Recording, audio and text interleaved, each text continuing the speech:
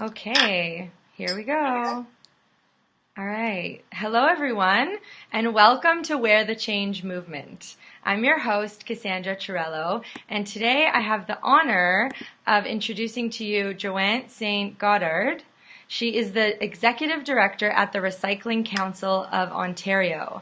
She had an amazing presentation at the WARE conference that I attended last year, and I'm so excited to have her here, have her share her knowledge and expertise on how we can be more mindful and think a little bit more about the recycling and how that happens. So Joanne, if you can introduce yourself a little more, tell us a little bit about your story and your background. Sure. Thanks, Cassandra. Thanks so much for this unique opportunity, and congratulations on your efforts and the work that you're doing to be a game changer. This is an amazing opportunity and a really important subject for us at the Recycling Council. So to give you a bit of background, our organization has been around for about 40 years, and our focus is really, the mandate of the organization is simply the elimination of waste. So with that simplistic mandate, it means that there's a lot of opportunity for us to do different work in terms of, and really that work comes in three forms. We do a lot of educating and public engagement. And with that public engagement, we actually try to take all of the best practices that we find out in the industry, and we inform the development of policies at government level as well. So advocacy and policy development are also an important part of what the organization does. And then the last piece is to, and it's sort of connected to both of those things, is create research and pilot projects that work to solve or identify opportunities to make change or to solve problems where we find them. So those three sort of pillars are what drive the organization, and they're all interconnected. So we've been around a long time, and our focus is really solid waste. So as it relates to water protection, land protection, and really pollution prevention, and now greenhouse gas emissions, I mean, there's all of those outcomes that are part of waste reduction and resource efficiency. Hello. Oh, hello. Yeah, he's come to visit. So really there's a lot of, when people think about waste reduction, they think about recycling, but the environmental benefits of protecting our resources by allowing them to stay resources, to reintegrating them back into production cycles, which is really this new idea around moving to a more circular economy rather than a linear economy. Yeah. So the 3Rs hierarchy that we promote and have been sort of the backbone to the organization from the onset are now really the foundation, if you will, of these bigger and broader, more global sort of concepts.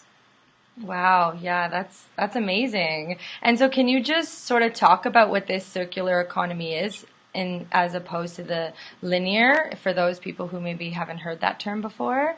Sure. So the term is actually very, very popular and has really taken hold in places like Europe. And in fact, the concept has been started really and defined by the Ellen MacArthur Foundation.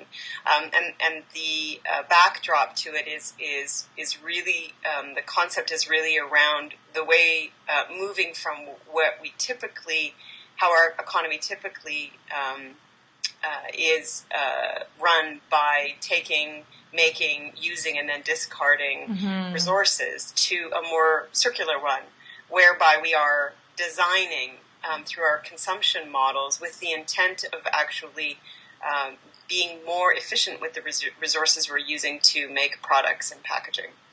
So, and really the way that we consume and use them. So this is less about make, take, and use and discard, to thinking about how we want to consume products and how we want to make them more lasting long, and how we want to make them from in a way that we can actually continually reintegrate them back into production cycles. So it's really more about production and consumption in a way that protects and makes more efficient the way that we use resources. So that really can mean anything from our traditional thinking around recycling but can actually elevate our thinking into better design, and design for reuse in mind, to elongate the use of products that we're consuming, and perhaps maybe even a sharing of those resources. And we're seeing a lot of the concepts or the connections between circular economy and sharing economy, industries like Airbnb, like car share products, like rentals or borrowings, or even the bike share program. So there's examples already that are flourishing in our economy where we can still make profit and still grow the economy, but be smarter about the way that we're actually producing and consuming and sharing those resources to protect them and elongate them. So really, that's the backdrop to circularity. Thank you for that wonderful explanation, and I love it because it really does take mindfulness on our part, right? And that's what we're here today to do. So yeah, and I think there's been there is a great opportunity for us as consumers to shift the marketplace in a way that potentially maybe we didn't think we had the power to do. And I think there's a great amount of interest in changing the way that we live, and understanding that, if you even take simple examples like the way that we consume music, where we used to have LPs and CDs and 8-tracks, and they would take up a room in your home. Now we grab songs virtually off clouds or off the internet, and we use it and consume it as we need it. Yeah. But it's shared, and we're almost borrowing those songs without having something physical in our hands, and we're still enjoying the product. So there's industries like that are changing the way that we think about what we actually need and the way that we enjoy the kinds of products that fulfill our lives. So there are great examples out there where entire industries are changing, and it's really because the consumption models are changing and the way that consumers are looking at what they use. Our footprints are part of what we think about as consumers. And do we need 4,000 square foot homes, or are we okay with smaller living spaces because we want to live outside, and we want to have less, but do more with what we've got. So it's a pretty exciting time, really, as a consumer, and we have a huge opportunity to push different kinds of manufacturers and producers to accommodate those changes. It really is all about us. And I love that line, having less, but doing more with what we have, and it's such an important one. It is, it's true.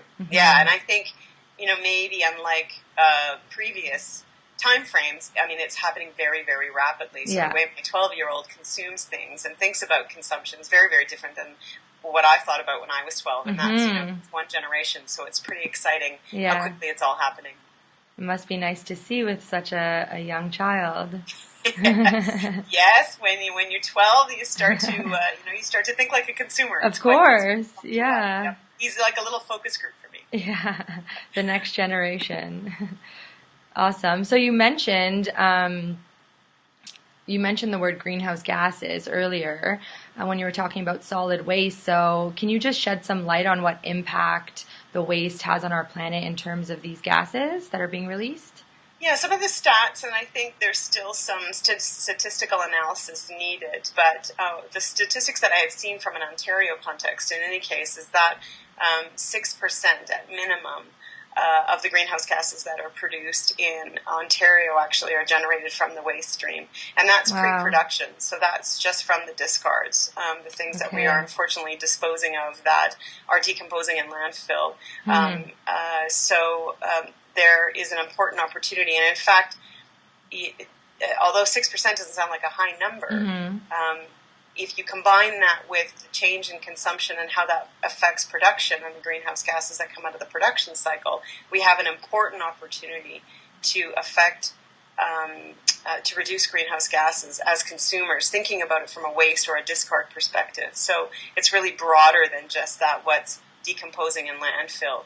It's really about, again, but going back to that cost share, or to that shared sort of economy, to supporting a circular economy, and the points along the production cycle that actually could affect greenhouse gas emission reductions. So it's pretty significant for us. It's interesting to think, because we often think, transportation and all these other big emitters, but, our waste contributes to greenhouse gases as well. So, and it fundamentally goes back to how we consume. And, the resources it takes to make any kind of product is significant. The impacts in terms of greenhouse gases, in terms of resource use, in just mining the resources that we need to actually make the inputs that we use to make products. And so if we can make one car and 10 people share it, it has an enormous amount of impact, not just solely on the trips that car makes and the greenhouse gases through transportation, but also the resources it took to make one car versus 10. Right. So again, it goes back to the way that we think about how we consume and how we use. Being mindful of these things. That's true. Yeah. So what can we recycle? For those,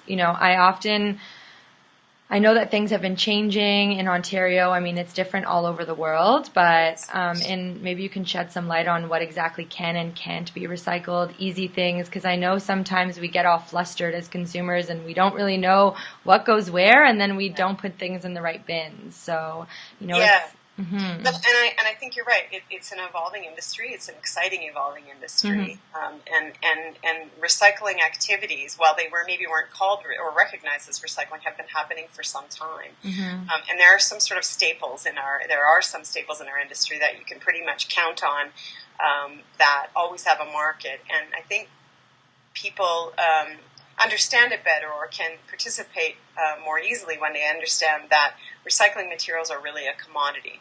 And so if you think about drinking a pop from that can, and the fact that the aluminum was at one point bauxite that was mined out of a mine, and now has become that can still has the same value as bauxite as when it was first mined. And so making sure that can gets back into production cycles is just truly basic recycling, but it's really about, again, supporting that circular economy practice. So there are, going back to this idea that recyclables are really commodities, and production, the production industry actually wants those commodities and needs those commodities into inputs. And so there are some staples. Generally, metals have a very high commodity value, and so the recycling industry can find value in those. They can find markets for those fairly easily, and they're fairly universally recycled around the world. Paper follows the same sort of trend, even though paper usage has gone down, in particular newspaper, because we get most of our reading material now online. There's still a great demand, and paper holds its value. And then just in general, thinking about the materials, plastic proliferates our production cycles. There are many, many, many products made of a variety of different plastics. There are 7 resins. That's why you're seeing the Mobius loop with the little, or the recycling signal with the little number in the middle of that. That actually tells you the type of plastic that the product is made out of. And plastics react differently in the recycling systems. Some are very, very valuable and in demand, like number 1 and number 2. And then 5 through 7, or 3 through 7 really changed based on the amount you can collect and what technologies are available to you in your marketplace. And then glass has some application, but it's not a very valuable commodity at the moment in the recycling stream. So although it's collected and there's some use for it in terms of insulation, for an example, actually has some glass flecks in it. Glass can be combined in aggregate to make roads. There are some applications, but it's not as universal as, say, some of those other material types. Textiles is an interesting one because at the moment it doesn't have a very good recycling infrastructure. And although we collect a lot of textiles, and predominantly they're reused for other industries, right now there's not a robust recycling option. There are lots of trials going on around the world with respect to repulping textiles to see if parts of it could be reintegrated into new fabrics, and that's really, really exciting. But right now, it's really at its genesis, and so there's an enormous opportunity for us to figure out a way to effectively recycle textiles. But at the moment, it's very limited. But I read an article the other day that we can be recycling every piece of textile, and we should be putting even the underwears, even the socks with the holes in the bins, Yes. and you know that'll force industry to change and force them to come up with technology. I know that there are some organizations already starting with, you know, recycling any piece of textile that we give. And I think the opportunity, and we can certainly, again, back to being, you know, active consumers. I mean, our interest in buying clothes that have recycled or repulped fiber in it will drive the industry. Of course, the industry is going to go where the market takes them, and so we as consumers signal that we want to wear clothes like that we are conscious of materials that are available to us in the marketplace that should be recycled and repurposed. Tells the market, we want you to innovate, we want you to spend money developing these products, we are prepared to buy them from you if you offer them to us. So I think a large part of developing a recycling industry is really about how we consume. And so the two are directly interlinked, and the market goes where the consumer tells them to go. So yes, I think it's a burgeoning industry, the textiles recycling industry, and I think that the producers themselves have to push that industry and invest in that industry to be developed, and that's probably going to happen from a combination of things: market demand, as I've already identified, government policy changes that tells producers of textiles that, hey, you've got a role to play. You're making money by putting these clothes into the marketplace. We need you to be part of the solution. So policy changes from government are really, really important as well. And then, you know, putting the right price tag on our resources at extraction. So water usage, for an example, is a finite resource that at the moment is really underpriced. And so if we really made producers pay for the use of the water that they do in the production of textiles, by way of an example, that price point might incent them to actually go back and figure out a way to use less water in the production cycles of clothes. And so those price points, those pressures that we can put on them by properly setting the price and the value of our resources to markets' demands, to policy pressures, are all really, really important. So I think the recycling industry, just like any other, responds to market demand. And if there is pull for materials, then it gets captured and collected before it goes to landfill. And I think textiles is no different. Yeah, it's nice that you keep pushing that message that it is all about what we consume and the link between the recycling part of it as well. Yeah, absolutely. Yeah. And you're seeing some demand for that already. You see some clothiers, you know, starting to talk about, I know H&M is doing quite a bit. Patagonia has always been there. I think they're ahead of the curve on that. So I think that there's a lot of producers that are responding to conscientious buyers who are saying, hey, you know, I will support you if you in fact, you know, create more conscientious and responsible garments, and I'll pay for that even if it is marginally higher. So I think, and I think. We can't underestimate the fact that consumers, I think, are moving towards, you know, buying things that they generally really love and care about, and that they want in their lives for a long period of time.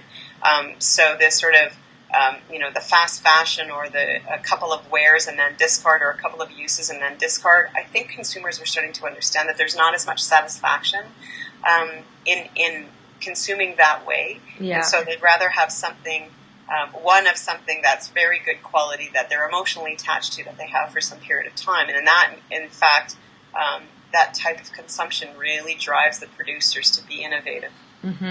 Yeah, it's taking that time to ask yourself the question, you know, do I really want that thing, or do I really need that new thing?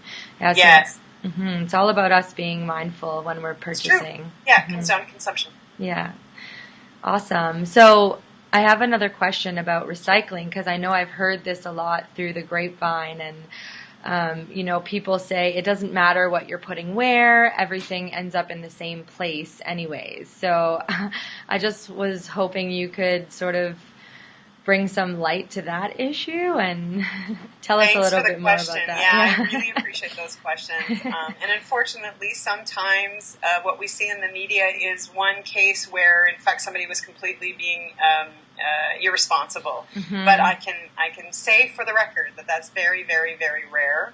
That we have our municipal governments and private industry working very, very hard to find mm-hmm. value in our discards. Mm-hmm. And so, they make more money, quite frankly, in taking the recyclable materials and trying to find a market for it. Mm. I think those instances do happen where we have a service provider who's basically maybe charging for recycling and then dumping the materials, but it is quite rare. So, and that's not. There's lots of market and government policy or regulatory reasons why why we're changing that practice. So mm-hmm. it is rare, and people should have confidence in their recycling programs, no question. Good. I like that you say that. I know I do. Yes. Yeah. No. Don't. Unfortunately, it is those stories that make it in the media. Not often do we see stories that say everything's working perfectly, and mm-hmm. It's always sometimes, unfortunately, the bad news stories that make it to the front page. Yeah. Mm. Well, we can change that for sure. So I'm wondering if you can talk a little bit about some of the programs that you guys hold. I know I saw one of them was called Waste Reduction Week. So what exactly is that all about? Sure. So we've got several programs, and the programs are targeted to different audiences. Mm-hmm. Waste Reduction Week is one of our long-standing, and it's really a place in time, a placeholder in our calendar, if you will, where we do two things. We bring to the forefront the issues of waste, resource efficiency, and circular economy to the forefront of the public's minds. So it is a campaign in the sense that we're saying, hey, this is an important concept that you're a part of as a consumer, and as a policymaker, as a community leader, as an individual, as an educator. So whatever aspects you do in your work, your play, your life, take time that week, it's the third week of October, to think about your opportunity to actually be a game changer, to engage. And so it's a learning opportunity, and it's an awareness building opportunity. Mm-hmm. The second part of Waste Reduction Week is really about actually celebrating the great things that we do. Mm-hmm. And often enough, I think we don't actually do that often enough. And celebrating and recognizing and maybe taking a step back and saying, hey, you know what, we're pretty good, we're pretty conscientious, we're pretty progressive-minded, really might... we hope it causes us to actually re-energize around the issues and keep going and keep looking for opportunities to do better. So it's really a celebration and an opportunity for us to pause and think about what more we can do. I love that. And Waste Reduction Week is a national campaign. And the idea is to really, no matter what your circumstance is and how you want to celebrate and recognize the week, you do it in the way that makes sense for you. So we have many, many, many teachers who bring the concepts and integrate them into the curriculum in the classroom. Oh, wow. We have municipalities who go out and use the week to educate their residents. We have businesses who do lunch and learns for their employees because it's an opportunity to celebrate what they may do as a company. So it really becomes a platform that takes different shapes and forms depending on who you are and what you do. So it's a really important campaign for us. Under Waste Reduction Week, we have several sub-programs that are fairly targeted or more targeted than Waste Reduction Week. As a general program, the Waste Free Lunch Challenge is dedicated to environmental or elementary schools, K to grade 6, and their educators and the parents, and that's really focused on food waste. Okay. So it's connecting shopping.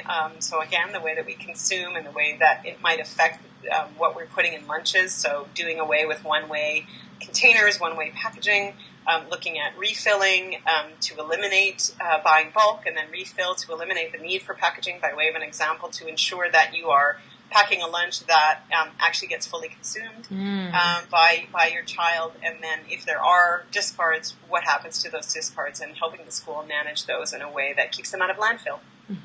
So it's very targeted, but again, it's a celebration, and we actually challenge the schools against one another, which schools do very, very well. Nice. To try to get to essentially a zero waste program, a zero waste. So for 1 week, we ask them to challenge themselves to eliminate waste altogether through the lunch program.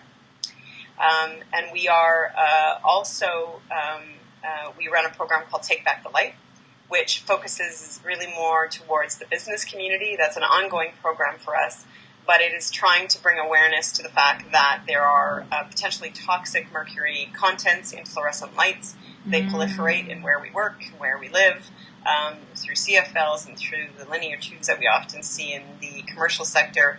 And this is it's more of a procurement program where we have suppliers of light bulbs, big producers and sellers of light bulbs take burnt bulbs or end-of-life bulbs back from their consumers and make sure that they actually are recycled in a responsible way, and RCO tracks that activity. Oh, wow. To a certain standard to make sure that we're keeping the mercury completely out of the landfill. And we also have our several events that we have during the year that are sometimes targeted to industry, sometimes targeted to government, that are just meant to actually build awareness for that. And we actually are working on a couple of new ideas. One is a textiles and reuse campaign that we are in the early stages of discussions with Value Village, who has been in this business for a long, long time, but actually driving home the concepts of reuse and the importance of making sure that goods and textiles and garments that you are no longer interested in using don't make their way into landfill, but are in fact collected and staged and sent to new markets that are interested in using them to give them a second or third life. So we're always continually reinventing ourselves, and we're probably going to aim that program to high school students. Because those are the folks that are brand new consumers, and they are just starting to really care about what they wear and where they buy, and making sure that people think differendly. Vintage is in, and we want folks to think understand that what environmental impact re-wearing discarded or unwanted clothes really might have, just in terms of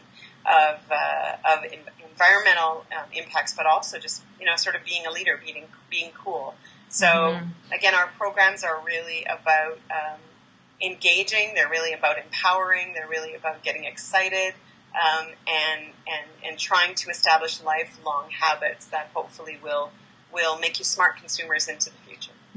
I love them, and they all sound so fun too, which is well, that's the key. I think the environmental stories can become very scary. They can become very foreboding, and people think that that we've really you can become really paralyzed by thinking, nothing good can come of my actions, and we like to drive our programs by saying everybody has a job to do, everybody has an opportunity to be part of the solution, and your small actions, when they all are added up, can actually have a huge impact.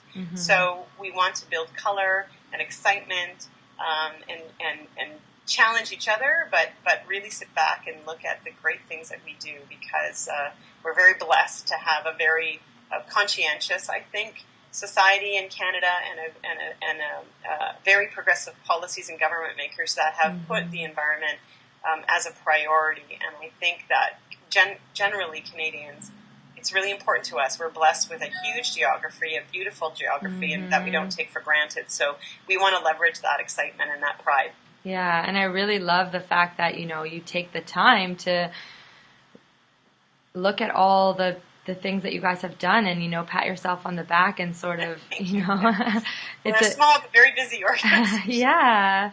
So many great things. So thank you. I mean, we challenge our team to think up new things all the time, and I think that's part of we always want to innovate, and we think that, the non-for-profit environment sector is is excellent at that, and I think it's really important that we are always on the forefront of innovation and changing the way people think of things, people look at things. So it's really energizing for us.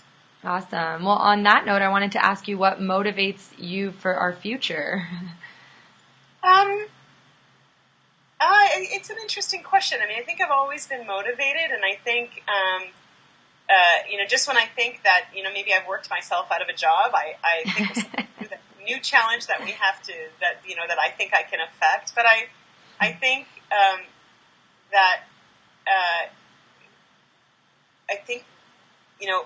unfortunately, statistics tell us that we actually haven't moved the needle too far in the last decade. And so for me, I think coming to my job and making some kind of contribution that pushes the peanut a little bit further, that maybe I can create one idea that has people thinking about things differently. I think the work that we do at RCO is incredibly rewarding for me personally, and so I'm motivated just by the ability to create change. And just when I think the world can't, we do something interesting and innovative. And in this day and age where we can use social media to engage people, and I think that our youth is in a position where they are hungry for something different. They're prepared to live differently. They see the world and the opportunities that they actually individually have. I think there is quite a bit of empowerment going on in our youth today. And so for us, I think what motivates me is the ability to sort of harness that and move forward. So it's pretty exciting times all the way around. I mean, some of the changes we're seeing are, I think change is good. And I think all of the changes globally that we've been seeing today is Trump's inauguration. And I think there's a lot of discussion about whether that's good or bad. But from my perspective, I think just talking about those things gives me the energy to think, people are starting to be engaged. Whatever position you take, at least you're engaged. And I think that's a very, very good thing. Yeah, I like that you say that, and beautifully said. It's true. The more that we are engaged, the more that means we're becoming mindful and conscious and aware of these issues. Yeah. So, Yeah, and I think at this point it's ageless. I think even my son at 12 years old knows more about the U.S. election process than I ever thought he'd care to know. But he was engaged. He was watching. Of course, that's all we've heard about. But it actually caused him to get involved in the discussion around politics and policy. And I think from an environmental protection perspective, we've got now a new opportunity with an engaged public to even do better than we have been. So it's exciting times. Beautiful. So thank you so much for your time today, Joanne. I love ending the call with this question just because it's a great way to give our viewers something motivating and something to do. And so I love asking, what 3 actionable steps can you give our viewers today to help encourage them to be more mindful around how they recycle? I think what I would do is take a step back, look at the way that you live, what you've surrounded yourself with, and think about what kind of consumer you want to be. And I think if there's one impact on the waste that you generate, again, always leading it back to and linking it back to the way that you consume. So I'd say just generally take a step back. Look at what you've consumed. Look at the things that you have around you in your home,